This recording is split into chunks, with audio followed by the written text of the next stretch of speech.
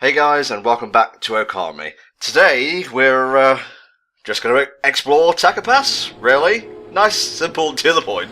Exactly. I mean, we've just healed a brand new area of Nippon.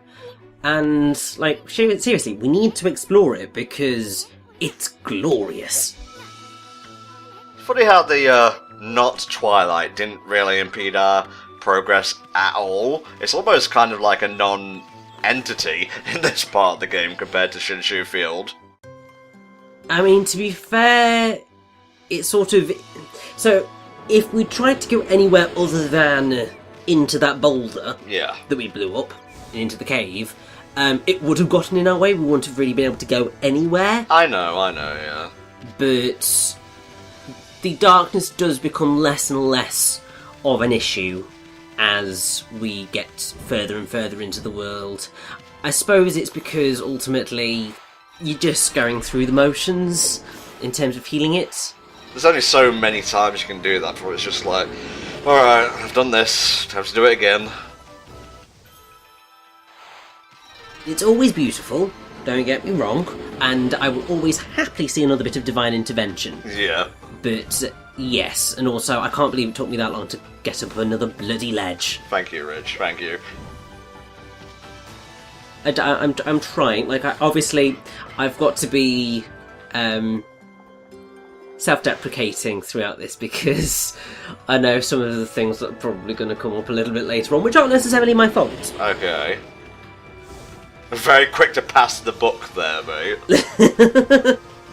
Well, no, it is true. They're not necessarily my fault in terms of the actual gameplay, because it's more my Wiimote decided it was going to have a hissy fit. Also, you like the pun I made back there? Pass the buck. Thank you. Man, I did not expect the horse to be that size in the cutscene. It's a bloody horse. Yeah, stop feeding it, it's too powerful. Reminds me of that one fucking meme. Please stop praying for my granddad, he's grown too strong. I don't think I've ever seen that meme. Good stuff, good stuff. Man, this area really hammers home just how beautiful the art style is, and I think it's just how open the sky is compared to all the greenery below. It really does look like a painting at times. Oh, hell yes. And I mean, if you look at this area, it's bigger than Shinshu Field. Yeah.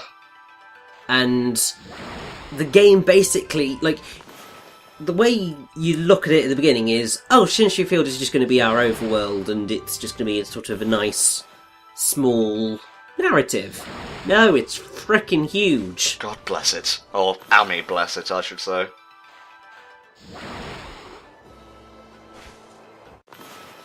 Yes, if you follow the Konohana blossoms up here, we have like 3 clovers, as you do. The trifecta of clovers. What would you say are your top 3 Clover Studios or Platinum Games games, mate? You can, like, group both studios together. Bayonetta, The Wonderful 101, and Okami. Interesting, because mine are none of those, so, Well, yes, but here's the thing. You've never played The Wonderful 101. Don't care. You've never played Okami. Well. You've never actually finished Bayonetta. Therefore, it's not going to be any of those.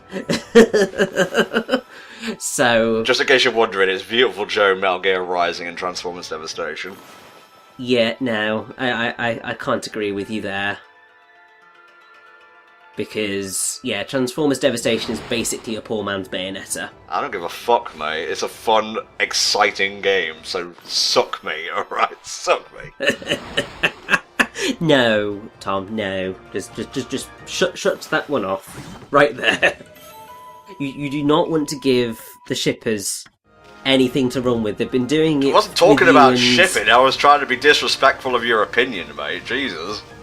Well, yes, but no, Tom, you seem to forget that they've probably been doing it with you in THD for years. You don't want to get it started here. Who invited them? It's just me and THD's private thing, I think you'll find. That's fueling the fire, mate. Anyway, are we literally just like bopping about and finding stuff? Or is there any meat to this exploration part? Any like character development or interactions? I'm pretty sure we are just bopping about Taka Pass. There may be a bit of something going on towards the end of the part, but we'll have to wait and see, largely because I can't actually remember. Oh, Richie. See, this is why THD skims videos before we do them. Yeah, but for everybody who's listening at home, I only got home from work not long before commentary started, and I had to have dinner, so I didn't have time to skim through the videos. So there's my excuse. I feel really bad now, sorry. Oh, I'm such an asshole. Oh, it's fine. I honestly, if I didn't enjoy doing this, and also because, really wanted to do the Okami playthrough / walkthrough on HellfireComms, I wouldn't be doing it, so I'm here because I enjoy it, and I want to be here, so... That's an important thing. I want you to enjoy it. Like, I may have been severely OCD in the past, I still am to a certain degree, but I've learned to just appreciate the pure fun of doing LPs again, you know? Oh, exactly. And to be fair, it's a bit of diversity for the channel, because... Oh, yes. Not really had many, if any, ridiculously Japanese games. There have been a few, but none that kind of, I think, reached this pinnacle of Japanese. Excuse you, I think you're forgetting Indigo Prophecy. Excuse you, that game has nothing to do with Japan. Yeah, that's the joke, mate. Fucking French director trying to be all mystical and Japanese and shit, goddamn. Yeah, and failing miserably. Well, I'm still looking forward to Detroit Beyond Two Souls Become Human reign heavily on the Indigo Prophecy. We shall see how that turns out. The Nomad Soul Omicron Chronicles. Okay, I think I've run out of David Cage games now. Poor Bud Ogre, all destined to become the flower it was always meant to be. Exactly, you see, because we are bringing joy to the Bud Ogres because we are making them what they always should have been. Yeah. Instead of being evil plants, they are wonderful creations. Nice. Is that thing still in effect? The item that gives you a passive effect of not having the scrolls come towards you? Yes, because I've still got that attached. So it's one of the holy artifacts that are equipped. I was thinking it was like a perishable item or something that it could run out. Like, it's permanent, so we are basically going to run through pretty much the entire game with that equipped. Okay, cool. Yeah, it makes sense, Yeah, I don't want scrolls running down after me. I want to fight in my own time. And oh look! It's Moley of the Molsters! Moly. They were so close to making a really terrible mistake with that name. Mm-hmm. Obviously, Molsters, if you spelt it as you probably would, kind of would read a different word. I just got that. Jesus Christ. Oh boy. So, yes, basically, here's how we get through this little mini-game with the Molsters. We have to find big old Moley, and we have to hit him in the face. Okay. Do we have to do it 3 times by any chance? We do indeed, and every time he will get a bit faster and a bit angrier. Doesn't seem too hard. I'm not really sure where the angry part comes into place. The angry part comes into place when you come and try and do this a second time. Ah, okay. Oh my god. There are certain moments in Okami that will give anybody who's tried to 100% it flashbacks. One of them being Sleepy's quest. Mm-hmm. One of the others is the second time against the Molsters. Like, it's nightmare-inducing. Well, we've all had those moments in games, mate. I still have nightmares about a certain minecart. But either way, this is, I believe, a cup of tea or something to that effect. Ooh. So we are going to go return this to the guy who needs it.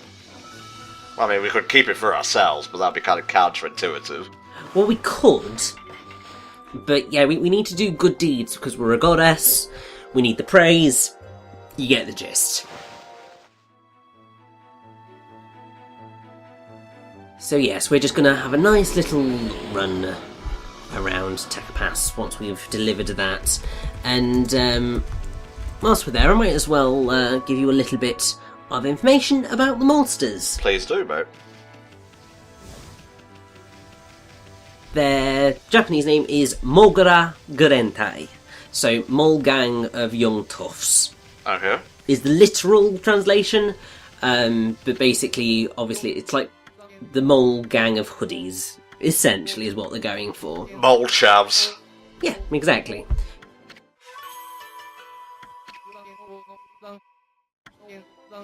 So you've got the little moleys, which are all the little ones, and their Japanese names are Kotsuchi, and then you've got their leader, which is Moli, whose Japanese name is Otsuchi. Basically, yeah, they're just trying to make that differential. And what's quite fun is that all of the little moleys on their shirts, the kanji that's there represents the numbers 1 to 4, and every single member has a different number. Nice. They do quite like doing that with everything. So, as I said, with the imps, all of their masks have kanji, which have words on them. The molesters have numbers on them. It's just all that sort of stuff.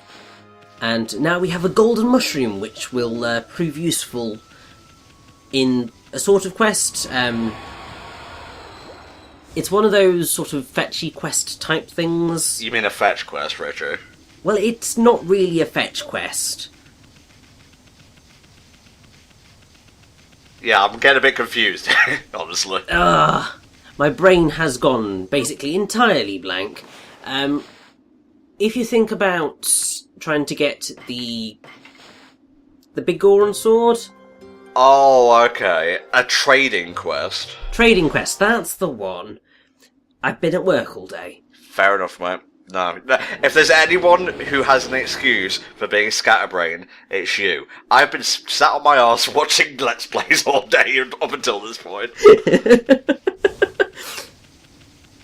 Well, to be fair, I spent a reasonable amount of the afternoon watching TV and listening to radio to pick up bits of information. Well, best kind of work, honestly, mate.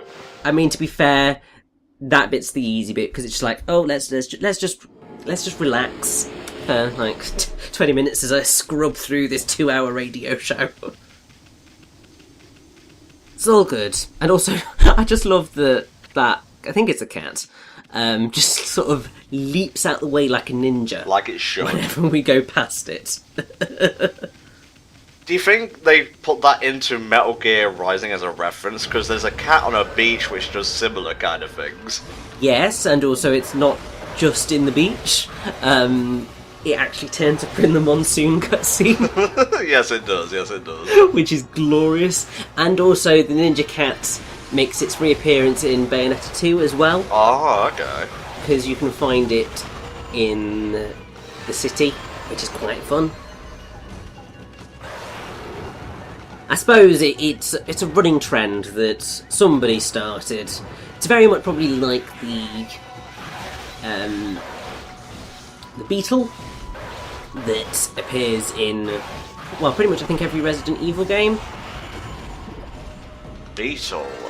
Or it might even be just Kamiya's games. I don't really know, but somebody's obsessed with a beetle that worked at Capcom and then went on to work at Platinum.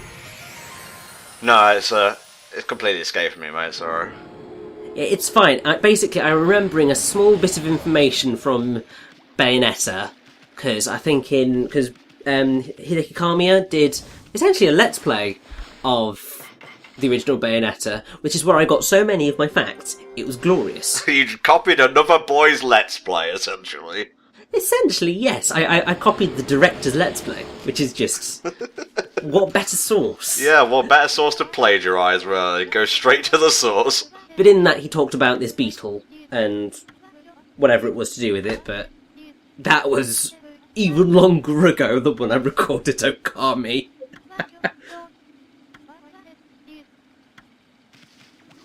Right, so something about a mermaid coin? Yes, so if we manage to find a mermaid coin, then we can use it to transport around the world.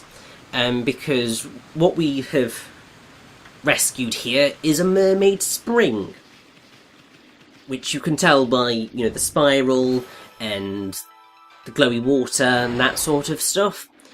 You will have seen a couple of these before in the world, but don't tell me you what didn't I've know seen they- and haven't seen. That's rude. Well, no, you will have seen them before because I ran past them. Like, I stood right next to them for a period. But nobody would have known what they were, and it's only now that we go, oh, it's a mermaid spring.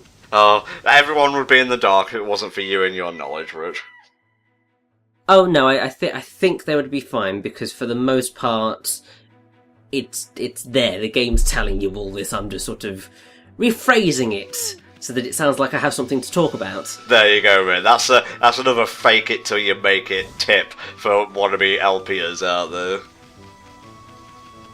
Basically, you just sort of blabber your way through parts. Obviously, you've got to try and have an actual think about what you're going to say and topics and stuff. Yeah. But half the time, it's literally just keep talking. And it's not keep talking and say, oh, bullshit. You just kind of, just be natural, really. Don't try and force it. Like, it's fine to go off topic briefly, but I feel, and there's going to be potential shots fired here, you may know which group I'm referring to, and it's not Game Grumps this time. Not Game Grumps. If you're spending entire parts talking about stuff not related in any way to the game, not even tangentially, maybe you should do a retake.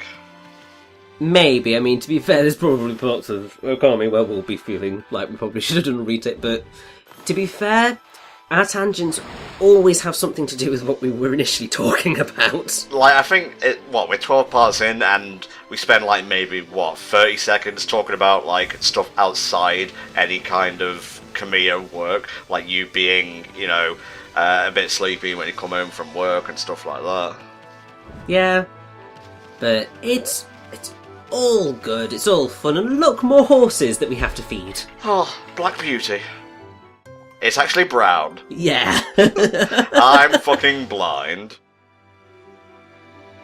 Well, to be fair, No, it's I black. think it was more they only had the one cutscene for the horses. I was gonna say, turning me into a horse liar. Yeah, I feel that's probably more likely the case.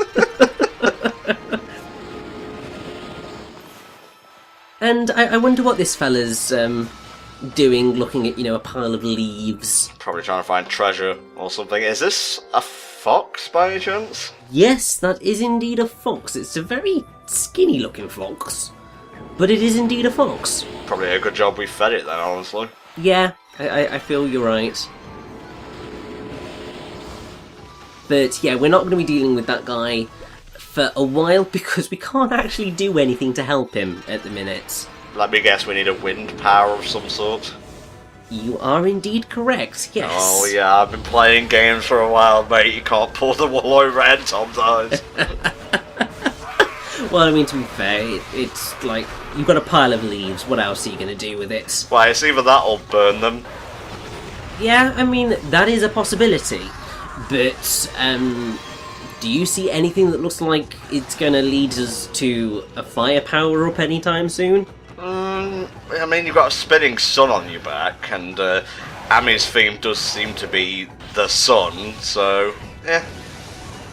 That's true, but, I mean, there's a big frickin' windmill up on top of the mountain. Yeah, you got a point there, mate. I think there will be the odd occasion where there will be a power that you get in an area that you perhaps aren't quite expecting. Mm-hmm. But to be fair, those are sort of few and far between. You generally know what type of brush technique you're going to get from wherever you go. Man, you've collected a lot of cheddar right now, a lot of coinage. Are we going to spend some of that dosh soon? We will, eventually. Particularly with, like, the praise, I think we might spend it when we get to the next village, perhaps? Like, pretty much I was just like, let's stockpile, and then I will splurge, essentially was the plan. With the money, it was just, let's just try and get as much moolah as possible, and then I will spend it whenever I need it. Gotcha. Because half the time, you don't need to spend a ludicrous amount of money unless you're, you know, trying to get every single weapon and so on in the game. And, I mean, I suppose there will come a point a lot later on where grinding money will become necessary. Right. But that's a very long time away right now. I've got to say, I'm loving the draw distance in the game. Like, you can see all across the pass, really. There are certain bits where it's quite clearly not perfect, but it's fine. And also, this place is freaking creepy. Yeah, what the fuck happened? Let's just say I don't like the residents of this place. If we move anywhere down near them, they're probably gonna, you know, try and kill us, because they don't like people trespassing on their property. Okay, I feel we've got a curse to take care of here. Basically. Bunch of yokais possessing people and whatnot.